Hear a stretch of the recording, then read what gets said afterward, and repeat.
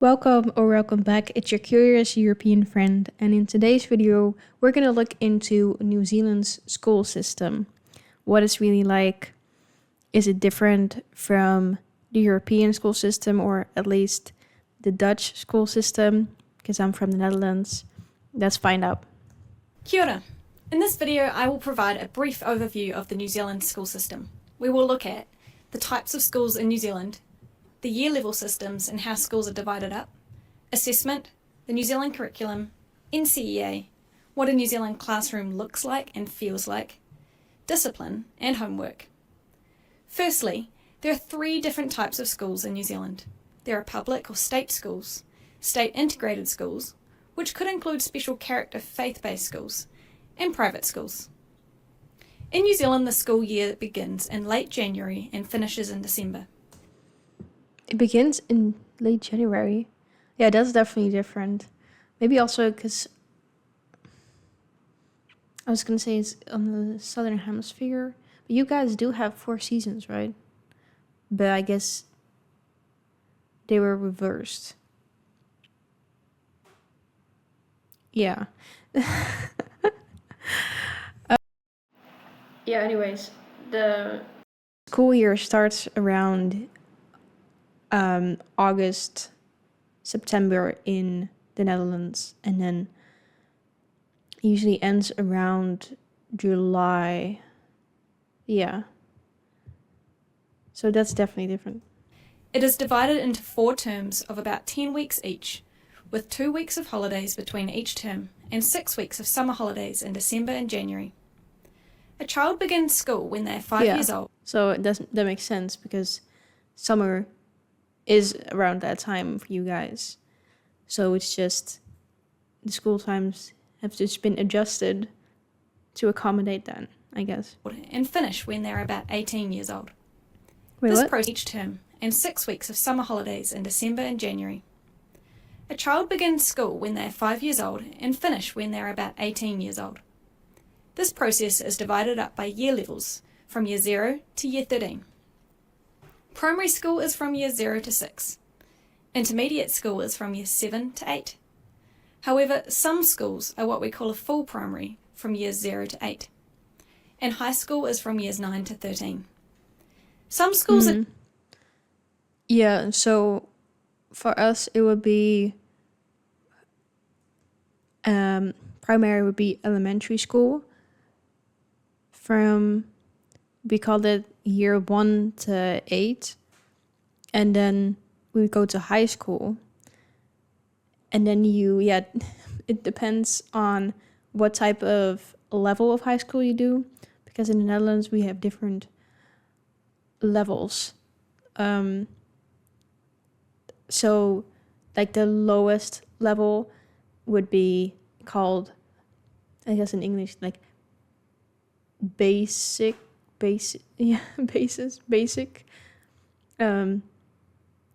And then it goes all the way to like more advanced, I guess, if you want to call it that. So there's all these different levels, and then depending on that, it also that decides how many years of high school you also do. So I did 5 years of high school because I did a slightly higher level, and otherwise you might do 4 years or 6 years, and then you go to, if you want to go to college or university. So it's a little different as well. Just primary schools or high schools, but other schools follow through all the way from year 0 to year 13. Schools in New Zealand usually have between 100 students and 2,000 students. Assessment in New Zealand is based on the New Zealand curriculum, and from year 0 to 10, this is low stakes assessment. The assessment data is used to inform teaching and learning and can be reported on. However, it does not have a big impact on the child's future pathways. During years 11 to 13, students complete NCEA levels 1, 2 and 3. This assessment is more high stakes, and results from this can be used by universities or employers to inform decision making. The New Zealand curriculum is divided into 8 Yeah, that might honestly be a bit better than how we do it in the Netherlands because, so like I said, there's different levels of high school. So in the last year of elementary school, so in year 8, you will take a test. And the score that you get on that determines what type of high school you do. Now, it can slightly differ a little bit because I think my score was slightly lower than what you needed to get into the level of high school that I did. But then, yeah, I feel like it's just not really a good measurement because I got into it's hard to explain because I don't know what to call these different levels, but I got my first year of high school, I kind of did intermingling of 2 levels. So my level that I ended up doing, and then this higher level than the level that I did. And then I think at the end of the first year or the second year, you had to choose if you were going to do the lower one of those 2 or the higher one of those 2. And you had like a talk with your mentor and she would advise you and based on your grades as well. And I think then they said like, oh, you can do the higher one. But I didn't end up doing that because I was like you needed that to go to university straight away. I was like, I don't want to go to university. So I didn't end up doing that, but that's besides the point. But the point I'm making is, if they told me that, and then at first, based on the test that I did in elementary school, so year 8, it would have been, my score was kind of on the lower end to go to even the lower level of the 2 that I did. So I feel like it doesn't always make sense to do it like that. So honestly, the New Zealand one might be better, how you do it. Learning areas. I feel like that was kind of a rant, but which anyway. all schools must offer. These are English, the arts, including visual art, drama, dance and music, health and physical education, learning languages. This one, however, is not essential for all schools to offer at all year levels. Mathematics and statistics, science, social science and technology. Each learning area is divided into 8 levels that contain a number of different achievement objectives. The New Zealand curriculum is not prescriptive, but rather provides a framework that allows schools and teachers to be flexible with learning content and context, provided that they cover the achievement objectives. NCEA is our National Certificate of Educational Achievement. It is divided into levels 1, 2 and 3 and usually completed during years 11 to 13 of high school. It is a standards-based system where subjects offer a number of different standards that cover a range of skills. Students receive a number of credits for each standard passed, and the students need to gain a certain number of credits overall to achieve each NCEA level. Students can be assessed through internal assessment, which is prepared and marked by the school, and some work from each assessment can be moderated each year by the New Zealand Qualifications Authority to ensure assessment is meeting the standard. There is also external assessment, which is taken in the form of national exams at the end of the school year. These are marked and moderated by the New Zealand Qualifications Authority. So what does a New Zealand classroom look like? Many schools and classrooms in New Zealand have adopted a modern learning environment.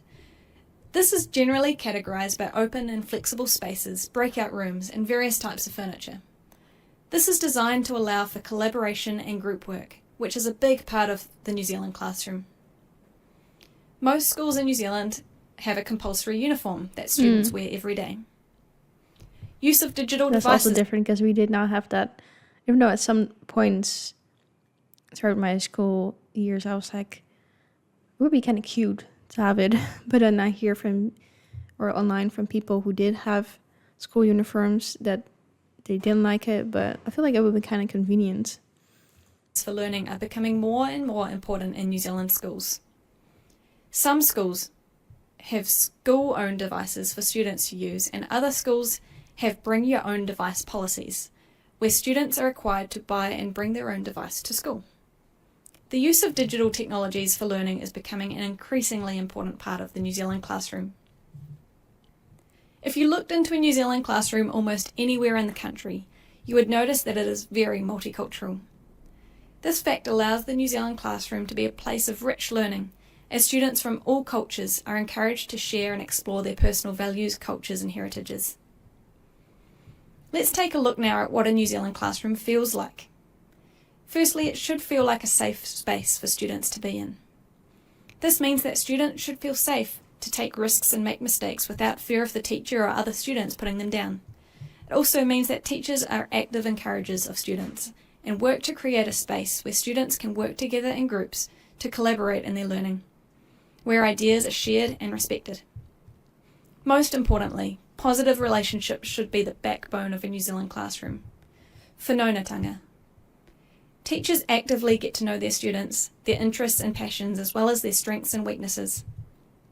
This helps the teacher to adapt content to their students' specific needs and interests, which in turn helps the student to relate to their learning and enjoy a good relationship with their teacher. That's really nice. I remember that I used to be afraid of one of my teachers because, well, that's elementary school, but the end of it, and he just would get, if we were the classroom, I never really was the kind of kid to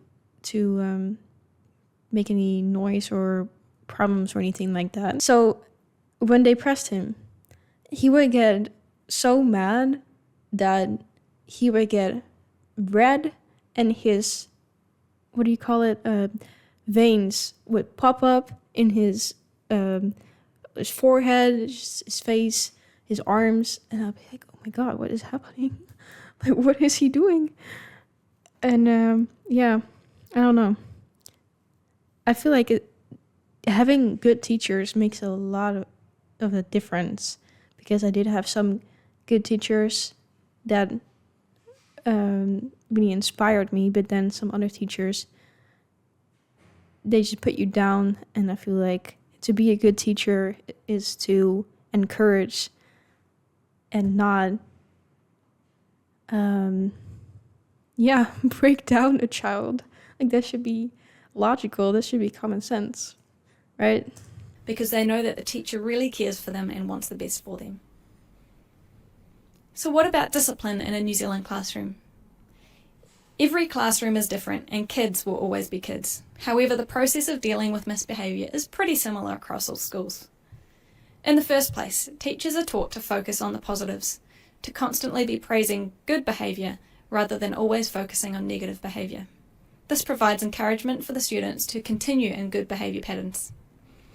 If students' behaviour is particularly unacceptable in the classroom, schools may have a referral system where students are removed from the class. However, these students are always followed up with a restorative justice meeting or the like with the dean or the classroom teacher, or if there's been an incident involving a number of students, all parties will be present to discuss the situation, talk about how they felt, ask questions, and work together to resolve the conflict. Next, let's talk about homework. The amount of homework and type of homework varies between schools. Some schools have a no homework policy, where teachers cannot assign homework. Wow. I would have loved that as a kid. And some schools do allow homework to be set by the classroom teacher. If students do have homework, this would usually take between 15 minutes and 3 hours to complete for all subjects combined, depending on the year level. New Zealand students are often very busy after school, as they are involved in playing sports or music, or taking part in cultural clubs or youth groups. Yeah, we had that. That was less of a thing in the Netherlands. So they don't always have a lot of time at home to complete homework, which a lot of teachers and schools acknowledge. That's really nice, honestly. Also, I kind of feel like if they do give homework, there should be time in class to at least start it, and then maybe you don't have to do as much when you get home. But the type of homework I got sometimes was just, I'm like, can we have a life too? Or is it just about homework? And I get it, because practicing does help. I'm like, if you need to do this much outside of the classroom, I don't know. It's like, it could be more efficient. To leave you with a whakatauki, a Māori proverb. No te roro, nāko te roro, ka ora ai te iwi. With your food basket and my food basket, everyone will have enough. New Zealand has a unique partnership between the people of the land, the Māori and the Crown, which is laid out in the Treaty of Waitangi. Everyone has a responsibility to work together for the good of all, and this is particularly evident in the New Zealand school system. I hope that this video has been a helpful overview of the New Zealand school system. I have also attached a number of links in the description to websites for further reading. If you have any questions or comments, feel free to put them in the comments section below. Yeah, I'll put the link of this video, like always, in the description of this video if you want to look at those links.